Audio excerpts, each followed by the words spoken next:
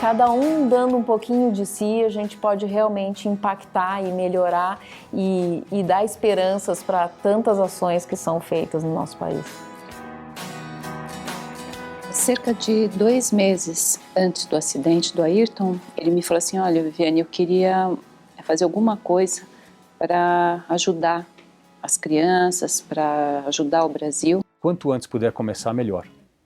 A realização pessoal, o círculo virtuoso que se cria em torno das pessoas, em torno da organização, é muito rico.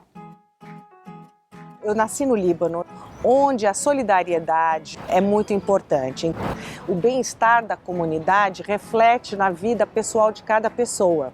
Então, se o meu vizinho está bem, eu também vou estar bem. Todo mundo sabe que a criança tem que ser educada, todo mundo sabe que os professores têm que ser treinados, todo mundo sabe que tem que ter hospital perto das crianças e das mães, todo mundo sabe que tem que ter ônibus e outras coisas mais para que eles cheguem com mais facilidade, todo mundo sabe que tem que ter metrô, todo mundo sabe que tem que ter isso e não tem. Você vê empresários comprando o 5º helicóptero e não estão interessados, na mínima, em colaborar com o desastre que está acontecendo ali do lado da casa dele ou do lado da fábrica dele. Trabalhava em agência de marketing de incentivo, parei nos meus 50 anos pensando que aquilo não era mais a minha meta de vida e que eu, se quisesse começar algo novo, aquele era o momento. O que você pode fazer, de repente, aqui para fazer diferente, para fazer alguma coisa que na minha empresa, no meu dia a dia, que acrescente um pouco na vida das outras pessoas? A vida é uma coisa maravilhosa, boa de ser vivida, sobretudo se você estiver ajudando os outros. Ser um investidor social é você se importar com a vida à sua volta. Não só a sua vida, mas a vida das pessoas que você compartilha esse território, que tem algum laço que se une a essa comunidade. Ricardo se interessou em abrir a coleção dele para o povo pernambucano. E com isso ele cria, em 2002, o Instituto Ricardo Brenan. Uma pessoa se torna um investidor social privado quando ele tem uma paixão por alguma causa e tem condições de contribuir na sociedade com isso, seja com dinheiro, seja com patrimônio, seja com ação pessoal. O aparecimento da solidariedade, ele se manifesta em qualquer religião, em qualquer parte do planeta, em qualquer tipo de população, como uma parte importante da própria concepção do ser humano. No caso específico do Brasil, a gente vê que nossa sociedade foi impregnada da ideia da solidariedade desde a sua descoberta. No momento em que nós tivemos a chance de ter uma criação da primeira ONG brasileira, que foi a Santa Casa de Misericórdia de São Vicente. Quando você se interessa pelo que está acontecendo à sua volta e você tenta conhecer, aí aquilo pega e não te solta nunca mais. A sensibilidade muda, o respeito aos outros muda bastante. Quando as pessoas falam até que eu sou um investidor social, eu acho esse negócio muito demais para mim, porque isso é uma parte da vida assim que a gente vai fazendo, né? A formação da pessoa não está muito vinculada à escola, está vinculada à família. E eu tive a sorte de ter uma família em que os pais eram completamente antagônicos. Meu pai era filho de um general, que inclusive foi um dos generais, era lugar-tenente do Marechal Randon, que fez as divisas do Brasil, e era do Piauí. Já o avô da minha avó, numa pequena comunidade em Agudo, no interior do Rio Grande do Sul, estava preocupado com o telhado da igreja. Depois o pai da minha avó, já preocupado com a formação da Federação de Indústrias no Rio Grande do Sul. O meu avô teve uma iniciativa de fundar a Fundação Gerdau. Meu pai tem até hoje um forte envolvimento com as questões públicas, uma dedicação pessoal enorme, nos deixa todo este legado aí. Eu sinto uma motivação, um exemplo, antes de tudo, do meu avô e do meu pai, do trabalho social que eles faziam. Meu avô dizia assim: na vida a gente tem que trabalhar para nós, mas tem que trabalhar para os outros também. Meu avô fundou o Lar dos Velhos, que hoje chama Lar Golda Meir. Meu pai foi um grande bibliófilo e fez a doação desta coleção para a Universidade de São Paulo. Toda essa história familiar cria valores, né, que ficam internalizados. Trabalhei por anos em arquitetura, passei por dificuldades por uma questão de saúde do meu primeiro filho e com isso eu repensei, passei a olhar a vida de um outro ângulo, uma série de questões internas minhas se modificaram e me dedico hoje totalmente ao Instituto Gerdau. Então essa organização hoje gere também todo o investimento social privado da família, toda a responsabilidade social da empresa nos 14 países que nós estamos presentes. E fundamos o Instituto Ação Empresarial pela Cidadania. Eu presidi o Instituto por 6 anos, depois, enfim, 6 anos é mais do que a gente deve ficar, né? Porque tem que haver uma renovação. A sua biblioteca hoje atende a todo o alunado da rede oficial e também às universidades e chega aos nossos dias como um dos 4 centros culturais mais visitados em todo o Brasil. A grande vantagem das fundações comunitárias é que ela permite o engajamento de diferentes investidores sociais para um projeto específico. Achei que em 2005 nós estávamos já preparados para tentar construir no Brasil esse conceito de fundação comunitária. E aí surgiu o ICOM. O Ecofuturo é uma joia, ele foi criado de uma forma tão espontânea e natural a partir daquilo que a gente já fazia na empresa. Então, a área de meio ambiente é natural, uma empresa florestal, cuidando de florestas. O que mais natural do que expandir esse cuidar de florestas para outras florestas pelo Brasil?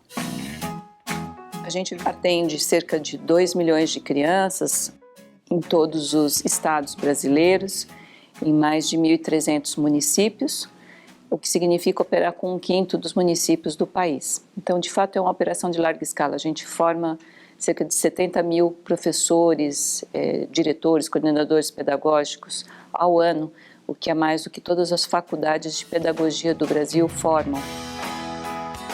O Alana é uma ONG extremamente orgânica, né? A gente não nasceu fruto de um projeto onde você sabia onde você queria chegar.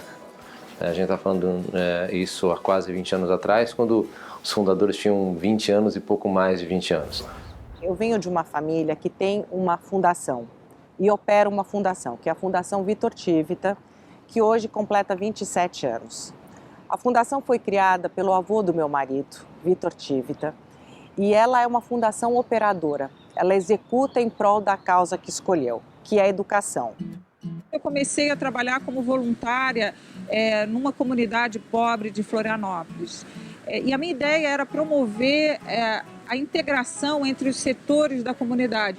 A minha contribuição agora como gestora pública é no sentido de ampliar as políticas sociais que nós começamos de forma pequena e isolada no ICOM.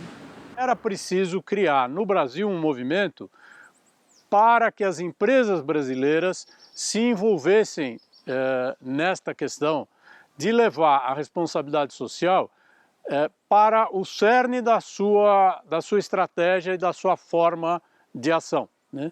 Deixar de ser a ação social, mesmo que investimento social programado, de boa qualidade, mas levar isso para o campo dos negócios, né?